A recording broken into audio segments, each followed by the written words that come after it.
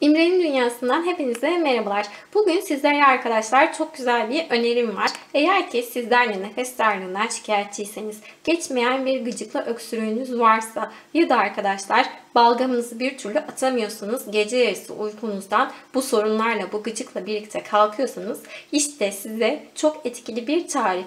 Bu tarifimle birlikte arkadaşlar bu sorununuzu çok hızlı bir şekilde gidereceksiniz. Sadece yapmanız gereken şey 2 sabah bunu aç karnına tüketmek olacak. Şimdi bu tarifimin hemen yapılışına geçelim.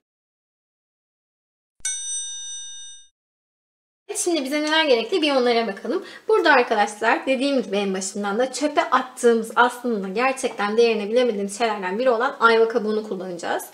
Pekmezim var, tereyağı var, biraz zencefilim var ve zencefilin etkinliğini daha da arttırmak için çok az da karabiber ilave edeceğim. Şimdi hemen yapımına başlayalım. Öncelikle şöyle görmüş olduğunuz gibi çok fazla ihtiyaç yok. Çünkü zaten bunu kullandığınız zaman çok etkili olacağı için öyle çok fazla yapıp buzdolabında bekletme ihtiyacı duymayacaksınız. İşe yarıyor o yüzden. Buna güvenebilirsiniz. Şimdi şöyle ben 3 tane ayvanın şöyle kabuklarını minik minik doğruyorum. Burada arkadaşlar ne kadar minik doğrarsanız yemeniz konusunda daha rahat yersiniz. O yüzden eğer ki uğraşmak istemeyen olursa iri iri de doğrayabilir ama minik doğradığınızda daha güzel bir şekilde etkileşecektir. Bütün karışımlarla. Şöyle minik minik doğrayalım. Gerçekten eğer ki geçmeyen bir öksürüğünüz varsa, balgamınızı bir türlü söktüremiyorsanız bu tarif çok güzel işinize yarayacak ve balgamınızı da söktürmeyi sağladığı için daha sonrasında o gıcıklı öksürük sorununu tekrardan yaşamayacaksınız. Şöyle birazcık daha küçültmek istiyorum. Şimdi arkadaşlar benim ayva kabuklarım hazır. Şöyle ben orta boyutlu bir cezvede bunu yapacağım.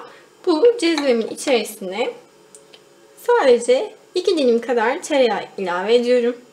Şöyle arkadaşlar şurada şöyle gördüğünüz kadar yaklaşık 5 gram kadar tereyağını ben cezveme alıyorum ve ocağımın üzerine geçiyorum. Şöyle ocağımızı aldık. Ocağımızın altında bu arada ben kahve gözünde en kısık şekilde tereyağımı yavaş yavaş eriteceğim.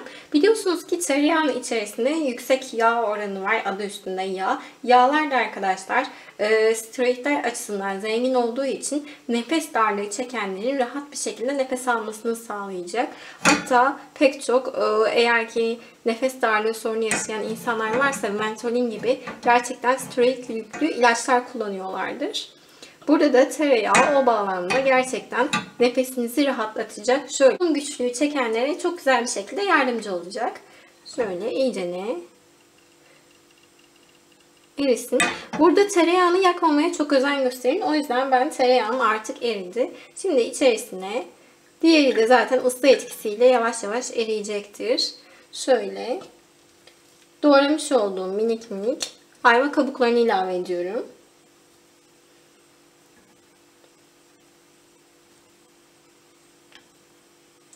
Ve arkadaşlar bunu artık durmadan böyle sallattıracağız. Isındı. Tereyağımla arkadaşlar iyice de güzelce ayva kabuklarımla karıştı. Burada kesinlikle ayva kabuklarını tereyağında pişirin demiyorum. Sadece ısıtmanız lazım ki tereyağının içerisindekilerle ayva kabuğunun içerisindeki enzimler sadece bir tepkime başlatsın. Birazcık birbirleriyle kaynaşsın. Şimdi bunu bu şekilde yaptıktan sonra arkadaşlar üzerine yaklaşık 1 tatlı kaşığı kadar pekmez ilave ediyoruz.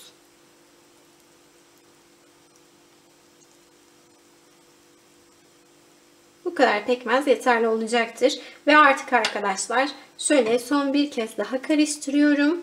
Ve bundan sonra artık ocağımın altını kapatıyorum. Kesinlikle daha fazla bunu pişirmiyoruz. Ocaktan şöyle ben hazırlamış olduğumuz ayva kabuklarını alıyorum. Ve hemen kabımın içerisine aktarıyorum. Burada arkadaşlar bunun birazcık ılınması gerekecek. Sakın böyle sıcak sıcakken yemeyin. Zaten çok aşırı derece biz bunu pişirmedik. Sadece ayvanın ısı etkisiyle şöyle tereyağıyla güzelce birleşmesini sağlayacak kadar pişiriyoruz. Lütfen çok uzun bir süre pişirmeyin. Tekrardan hatırlatayım. Arkadaşlar bunun şöyle bir ilk sıcağı çıktı. Normal ılık forma geldi. Şimdi bunun üzerine şöyle Bir çay kaşığı kadar zencefilimi ben ilave ediyorum. Ve arkadaşlar zencefili etkileştirmek için şöyle çeyrek çay kaşığı kadar karabiberi ilave ediyorum. Evet arkadaşlar, bunu şimdi güzelce karıştırıyoruz. Şöyle karabiber, zencefille birlikte boğazınızdaki gıcığı da, balgamı da hepsini arkadaşlar atmanızı sağlayacak. Eğer ki boğaz enfeksiyonlarınız varsa boğaz enfeksiyonlarına da çok etkili, diş enfeksiyonlarına bile etkili. Çünkü biliyorsunuz ki ayva çok güzel bir antiseptik, zencefil de aynı şekilde. Bu özellikleri nedeniyle bütün ağız floranızı arkadaşlar sterilize edecek harika bir tarif oluyor. Dediğim gibi bunu sabahları aç karnına tüketeceksiniz. 2 gün tüketmeniz yeterli olacak. Çünkü gerçekten çok güzel bir şekilde faydasını göreceksiniz. Benim bugünkü tarifim bu kadardı. Eğer ki bu tarifimi beğendiyseniz arkadaşlarınızla paylaşmayı, kanalıma henüz abone değilseniz aşağıdan abone olmayı ve tabii ki de daha güzel, daha pratik tarifler için beni aşağıda bırakmış olduğum Instagram adresinden de takip etmeyi ihmal etmeyin. Hepinize güzel günler diliyorum.